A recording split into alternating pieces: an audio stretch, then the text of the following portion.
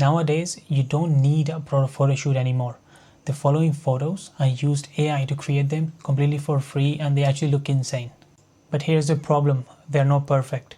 I'm going to show you how to create them for free and then how to make it look properly professional. For this example, I'm going to use this bracelet and this model, and let's fuse it together using Gemini.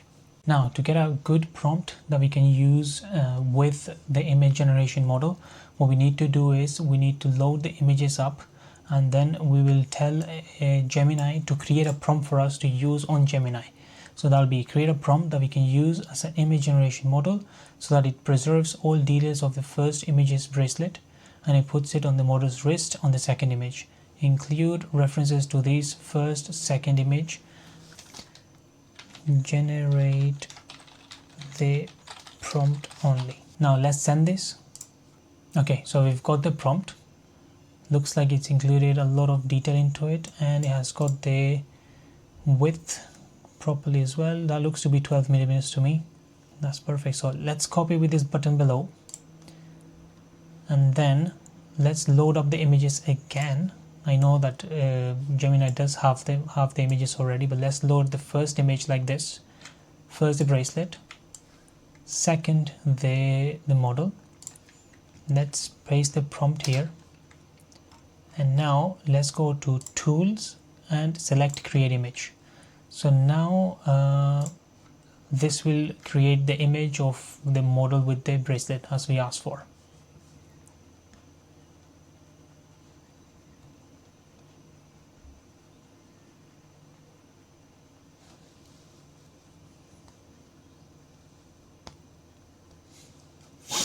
Okay, let's have a look at the results. It hasn't done a great job. It hasn't wrapped it around the wrist, and there's probably a lot of work to do here in order to improve it and to make it not look this plasticky. Yep, okay. Now there's a much better way to do this using predefined models, and we can do that using Lustra Studio. Now let's go to the app and let's log in.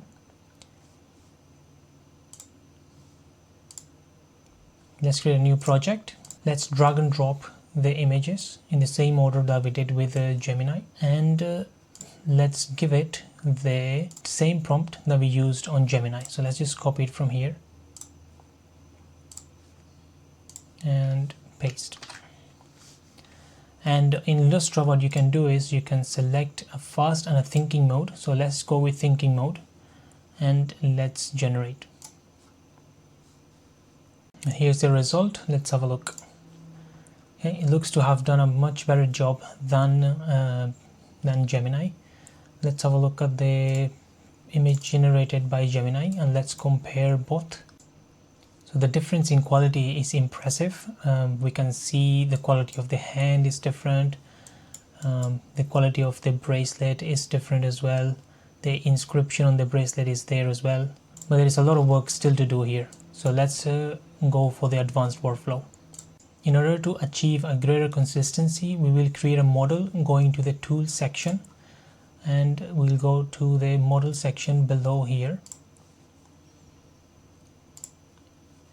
and we'll create a new model. We've already got two created, but let's go for a new one, and let's just describe a model. Okay, let's go for this time let's go for let's say African. Let's go with braided hair and gray eyes. Then in the measurements, let's select a tall model and then let's hit generate. Okay, this has done creating the model. So we've got the left profile, center profile and right profile, and also the wrist. So let's just now save the model, and there it is. Perfect. Now how do we apply it to our jewelry? So we'll create a new project again so that we're not using the history of this one. Then let's drag and drop the jewelry which is necessary, and let's paste the prompt that we used on Gemini. Now the difference now is that we can use a model from the generated model. So this is the model that we just generated, and without telling it anything else, let's see what it comes back with. Let's use thinking mode. Okay, here is the result. Let's have a look. And here is the jewelry piece on our model, and as we can see, the model is very consistent. It's exactly the same, and it has applied this clothing because we've mentioned it on the prompt. So if we compare this to our previous generation, which was made with Gemini, we can see a clear-cut difference in the quality of the rendering of the bracelet. If we want to use this model again, and we can just tell it generate it in a different pose, showing the full body of the model and with a white backdrop, sort of in a studio photo shoot situation. Okay, let's look at the result, and we have the same model, the same hair and white clothing as originally introduced, and we have the model with the bangle on the wrist, which is amazing.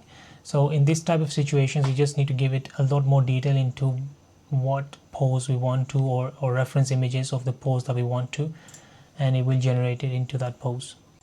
Creating models first and then using them in your prompts and workflows is the best way to maintain character consistency and use the same model across all of your products and across all of your brands. This gives a stronger brand image, and this results in higher conversions for your sales.